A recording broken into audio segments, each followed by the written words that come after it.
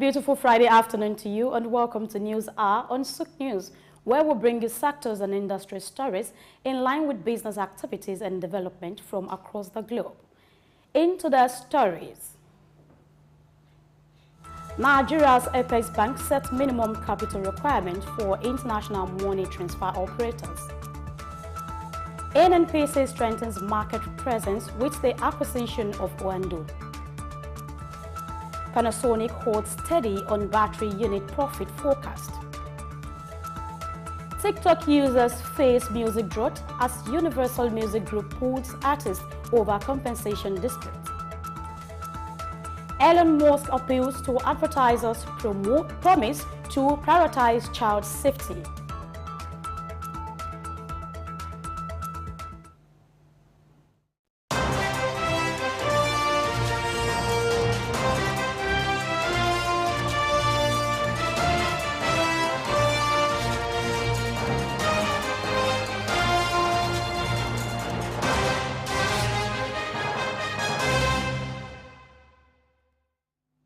Thank you for tuning in. I am Grace Komalafe. Please stay as we take the rest of the story. The Central Bank of Nigeria, CBN, has introduced a minimum operating capital requirement for international money transfer operators at $1 million for foreign entities and an equivalent amount for local IMTOs. The guidelines released on the 31st of January 2024 emphasizes adherence to anti-money laundering and terrorism financing regulations. IMTO applicants must submit various documentation, including a non-refundable application fee of 10 million naira for local IMTOs. Similarly, the Apex Bank introduces a mandatory annual renewal process for IMTOs with a fee of 100 million naira for an amount specified, payable by January 31st each year. The guidelines also prohibit banks from directly operating IMTO services, authorizing them to act solely as agents. Shareholders and officers of IMTO companies are barred from undertaking these operations. Away from that, Nigerian National Petroleum Company, NNPC, has taken control of strategic assets previously owned by Oando, with the transaction details undisclosed. The acquisition comprises over 380 additional filling stations, a reception jetty with a monthly capacity of 240,000 metric tons, 8 liquefied petroleum gas plants, 3 lube blending plants, 3 aviation depots, and 12 warehouses. The move follows the exit of OVH Energy, previously Oando Marketing Limited, in a sale to Noel Energy Limited, where Helios Investment Partners and the Vitol Group held a majority stake. NNPC's financial statement reveals the acquisition of 100% of the voting share of Noel Energy Limited, enhancing its market share and facilitating participation in the lubricant market on a larger scale. In a related story, Nigeria's Minister of State for Petroleum Resources, Heneke Lukbobere, has confirmed ongoing negotiations to resolve the long-standing dispute surrounding OML 245, with the aim to resuming production in the national interest. Similarly, Nigeria's President Bola Ahmed Tinubu directed the Attorney General of the Federation, Lateef Fagbemi, along with the Minister for State for Petroleum Resources and various government agencies to clear all court cases related to the $1.3 billion deepwater OML 245 oil block in the southern Niger Delta. The Malabo OML 245 deal, originally acquired in 1998, has been mired in controversy with allegations of bribery and corruption. Lukbobere emphasized the urgent need to boost investment in the oil sector to prevent an impending economic crisis. Moving ahead, in a bid to cultivate a new breed of educators equipped with the necessary skills for the digital age and support the implementation of smart education in Nigeria, the Nigerian government has initiated a teacher internship scheme, TEAS, introduced by the Universal Basic Education Commission, UBEC. The scheme will address the shortage of teachers in the field of smart education, aligning with UBEC's establishment of 37 smart schools nationwide. During the launch at the UBEC Digital Resource Center at Kado, Abuja, Nigeria's Minister of Education, Professor Tahir Maman, noted that the scheme is designed as a hub for resource creation, distribution, and personnel training, stressing government's commitment to shifting from traditional teaching method to meet the demands of the technology-driven era. And Jigawa State Government has facilitated the sponsorship of 194 medical students from Jigawa State to Northern Cyprus and India. This move came after the evacuation of these students from the Republic of Sudan due to civil unrest. Saidu Magaji, the executive secretary, confirmed their departure and made necessary flight arrangements. Out of the total, 184 students are pursuing their studies at Near East University Cyprus, while the remaining 10 are enrolled at Integral University in India. The majority of students will be studying medicine, with one student each specializing in artificial intelligence and pharmacy. The government has allocated a significant sum of 2.3 billion naira for students in Cyprus and an additional 102.1 million naira for those in India. Upon completion of their studies and the National Youth Service Corps NYSC program, the students are required to return and serve the state. Furthermore, the state has allocated 774 million naira for 26,834 local scholarships. Grateful students praised the initiative and support provided by the Jigawa State government. The federal government, in partnership with the African Development Bank, AFDB, is set to launch a $617 million IDES fund for Nigeria's digital technology and creative industry. Minister Hannatu Musawa, Minister of Arts, Culture and the Creative Economy, highlighted the fund's potential to generate employment for young Nigerians in the creative sector. The IDES structure focusing on music, film, visual arts, design, gaming, and more position Nigeria as a global creative hub. Lamin Barrow, Director General of Nigeria Country Department of the AFDB, revealed the fund's government's framework with the Bank of Industry as the executive agency. IDES comprises a $147 million intervention fund and a $433 million sectorial fund, fostering entrepreneurship and innovation. The initiative anticipates catalyzing over $1 billion growth in the creative economy. Moving on, telecommunication group Airtel Africa has unveiled plans to repurchase $100 million worth of its shares from the market, as revealed in its 9 months financial report ending December 2023. Listed on the Nigerian Stock Exchange, the share buyback initiative is scheduled to commence in March, spanning 12 months. Airtel Africa's board deems this repurchase an attractive use of capital, leveraging the group's robust long-term growth outlook. With a 9.1% increase in the total customer base to 151.2 million, Airtel Africa highlights growth in mobile data, mobile money services, and a 41.3% increase in mobile money transaction value. Airtel CEO Segun Ogunsoya stressed the company's focus on executing its growth strategy amid positive momentum and currency headwinds, emphasizing the resilience of customer demand for essential services. And we take a break and return to more stories. Stay with us.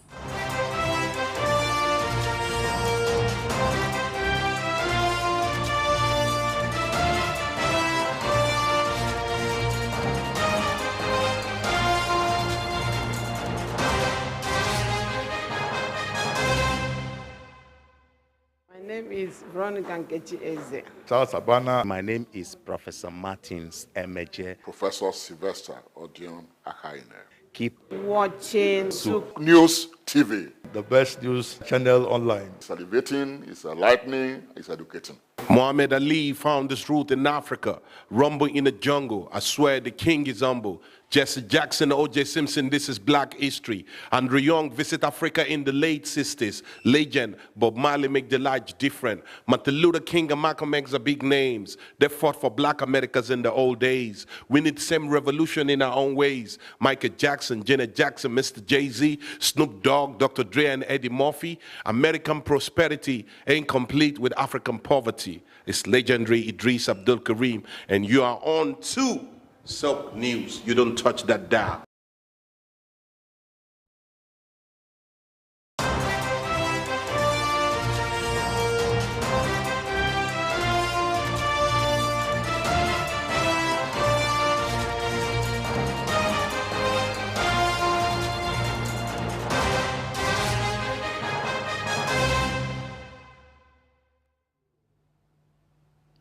Welcome back. We move on to MultiChoice Group, Africa's leading pay TV company, and Comcast NBC Universal Media as they set to inject approximately $177 million into Showmax's video streaming platform throughout the year.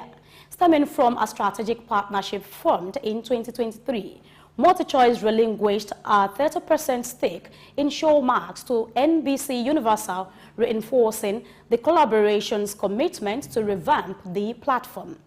The disclosed plans outline an initial $30 million equity funding injection today, with an additional anticipated funding of up to $127 million throughout MultiChoice's fiscal year. Amidst competition from global streaming giants, MultiChoice strategically positioned Showmax as a robust player in the streaming domain, focusing on local content to fortify its presence in the African market. These initiatives, including an independent live Premier League soccer plans and launch of original local content, aim to establish Showmax as a prominent player with an envisioned additional $1 billion in revenue in the medium term. Earlier today, dollar experienced a broad decline driven by optimistic big tech earnings on Wall Street, encouraging investors to favor riskier assets. The market awaited the U.S. non-farm payroll report later in the day to access potential signals for the Federal Reserve's timeline regarding interest rate adjustment.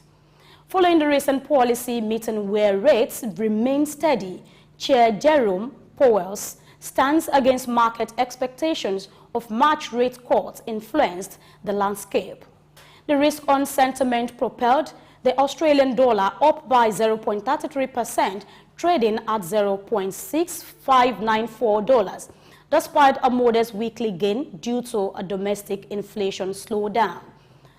The Zealand dollar gained 0.11% to $0.6151, on track for its best weekly performance in over a month.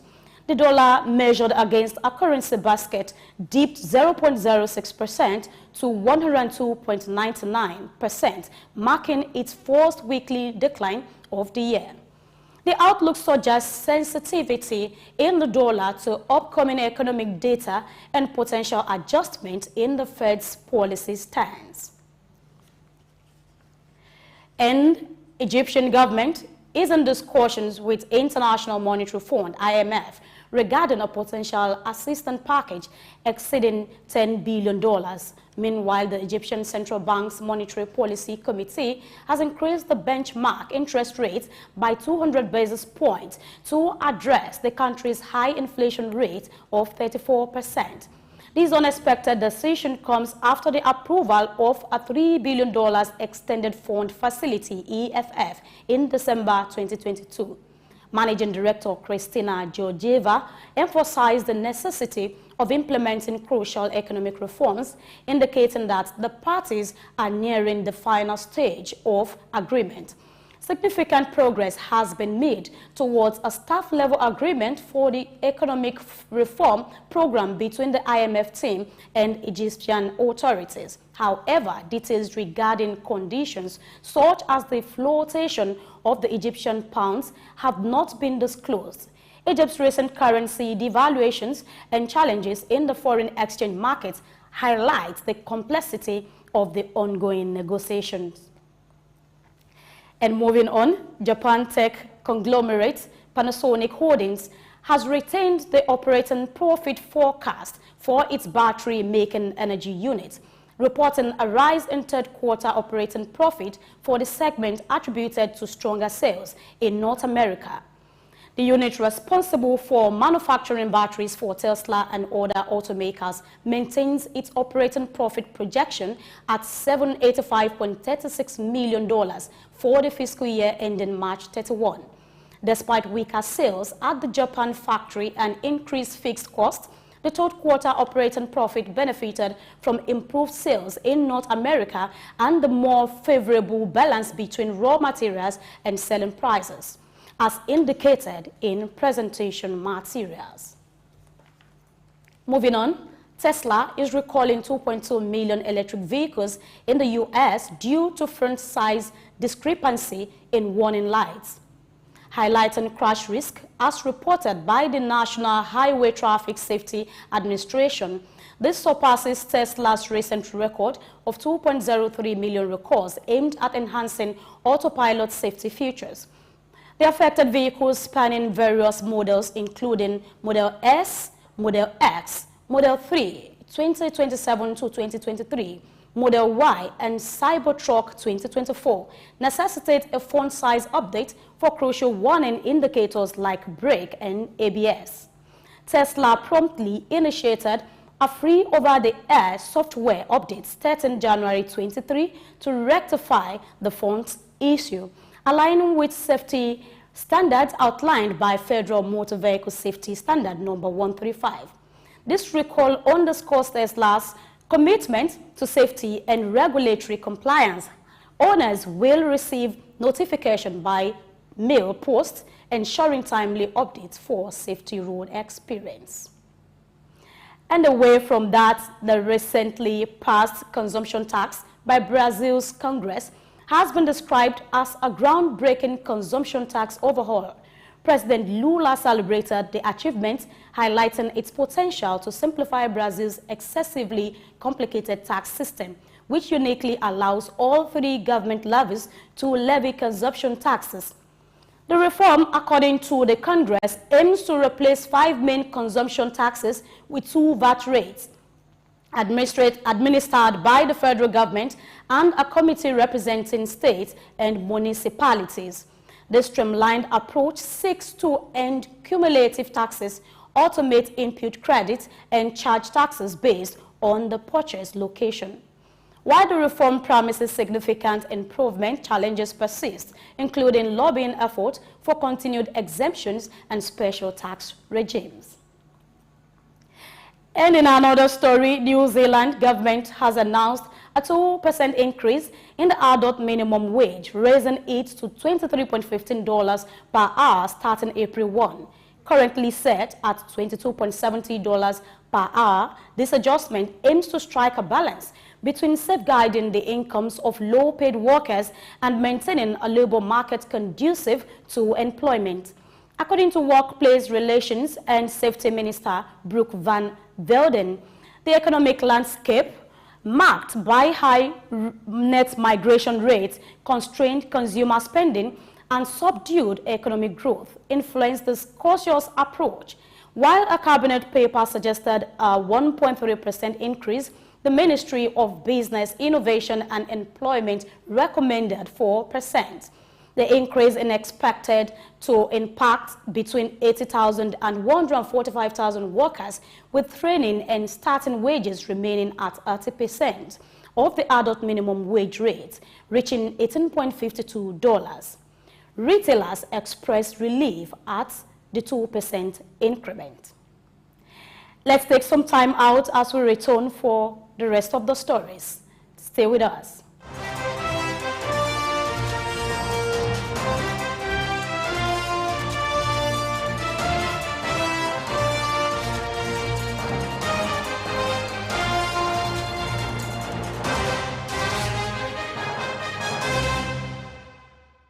Tafawa Balewa Square, TBS.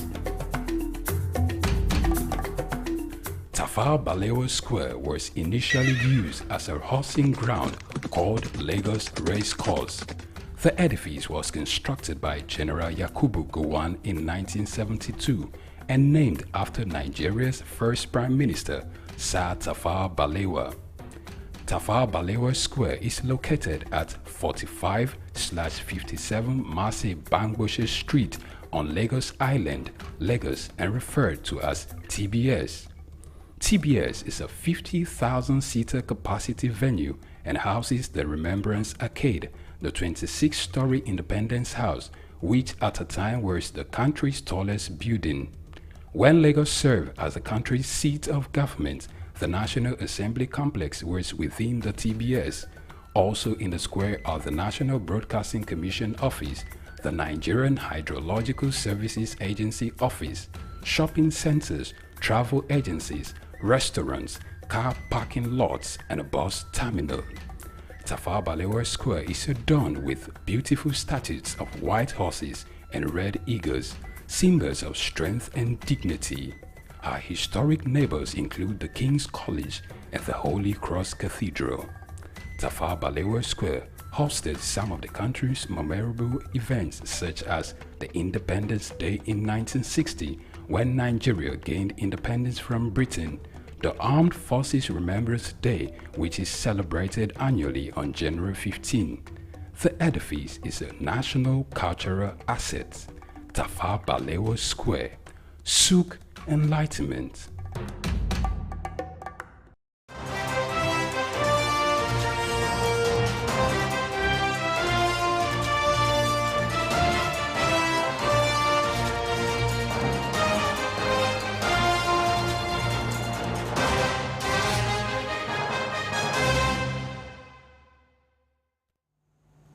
Glad to know you are still with us. And now, Italy's leader, Giorgia Meloni, shared exciting news about a plan named after Enrico Mattei, aiming to boost cooperation with Africa. The plan, backed by 5.5 billion euros, focuses on areas like education, healthcare, and clean energy. While European and UN officials praised the move, the African Union Commission wanted more prior consultation, emphasizing a desire for concrete actions over empty promises. Meloni admitted a possible error in not consulting beforehand, but sees the summit as a crucial step. The initiative aims to create jobs, opportunities, and deter dangerous Mediterranean migrations. Despite Italy's migration challenges, the plan underscores a new psychology for collaboration with Africa. The summit brought together leaders signaling Italy's commitment to developmental partnership and addressing shared challenges. Moving on, Tunisia is exploring an unconventional solution to its economic struggles by considering borrowing billions from its central bank. President Kais Saied's administration suggests issuing interest-free bond worth 7 billion Tunisian dinars to address a sizable budget deficit of 10 billion dinars. However, this move raises concerns about potential inflation and could determine confidence from foreign lenders and investors. With traditional creditors like the International Monetary Fund presenting challenges, the government's proposal adds complexity to the Tunisia's financial situation amid ongoing economic and political pressure. Critics worry about the risks associated with relying on the central bank for financing, highlighting the delicate balance Tunisia must strike in navigating its economic future. Moving on, in a significant diplomatic meeting, U.S. Secretary of State Antony Blinken welcomed Kenya Prime Cabinet Secretary Musalia Mudavadi at the State Department, emphasizing the enduring strategic partnership between the two nations. Blinken expressed gratitude for Kenya's role as a key democratic partner, highlighting the importance of collaboration on bilateral issues and addressing regional and global challenges. Both leaders acknowledged Kenya's effort in promoting regional peace and security, as well as initiatives to strengthen the economic relationship between the United States and Kenya. During the meeting, Blinken and Mudavadi discussed the depth and breadth of the relationship, focusing on various positive signs. The U.S. Secretary of State commended Kenya's contribution to regional stability, while Mudavadi conveyed greetings from Kenya's President Williams Ruto. Both leaders shared the commitment to consolidating the partnership, indicating a shared understanding of the mutual benefits and opportunities that come after robust diplomatic ties between the United States and Kenya. And coming to stories on social media platforms, we begin with TikTok. TikTok users are now unable to feature songs from Universal Music Group, UMG artists like Taylor Swift and John Baptiste, due to breakdown in contract negotiation. The access to Universal's artist catalog was terminated after the world's largest music company accused TikTok of inadequate compensation for artists and songwriters, insufficient protection against AI-related harm to human artists, and a lack of attention to online safety concerns. The music group has urged TikTok to remunerate artists at a rate comparable to other social media platforms, emphasizing that the current contribution to total revenue is only 1%. Moving next is YouTube. YouTube has announced a significant milestone, surpassing 100 million paid subscribers across YouTube Music and YouTube Premium. Within the past year alone, the platform has attracted an impressive 20 million new subscriptions. Since its inception in 2015, YouTube Music has undergone significant evolution, transitioning from a $9.99 red subscription to the comprehensive YouTube Premium in 2018. This premium service offers users ad-free viewing and access to play music, among other perks. Adam Smith, Vice President of Product Management at YouTube, highlighted this journey in a recent blog post, focusing on the platform's commitment to enhancing user experience. Notably, improvements include uninterrupted playback, background play, and expanded music services. YouTube has continued to refine premium features, introducing cross-device playback, 1080p HD resolution, and innovative generative AI features. The platform has also launched a samples tab for music discovery and integrated podcasts into YouTube Music, demonstrating its dedication to both users and creators alike. And Zoom Video Communications International says it is set to trim its workforce by approximately 2%, following reports from the Wall Street Journal and Bloomberg. The job reductions will be conducted on a divisional basis, as disclosed by an insider yesterday. A spokesperson for the company emphasized the routine evaluating of team to align with strategic objectives. According to them, the workforce adjustment involves reshaping roles to enhance capabilities and ongoing recruitment in major areas for the future, notably artificial intelligence. This move followed Zoom's announcement last year outlining plans to cut around 1,300 employees, consisting roughly 15% of its total staff. Google has expanded its Bard chatbot, powered by the Gemini Pro model, to Nigeria as part of its global rollout starting from February 1, 2024. The updated Bard, which supports over 40 languages, enhances understanding, summarization, reasoning, brainstorming, writing, and planning. Additionally, Google introduced an image creation tool, allowing Bard users to generate visuals in English globally for free.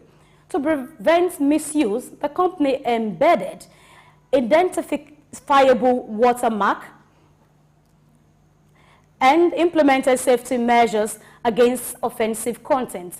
Google aims to compete with rivals like OpenAI's ChatGPT, having integrated Bard's AI capabilities into Google Assistant in October and extended Bard to English-speaking teenagers in November.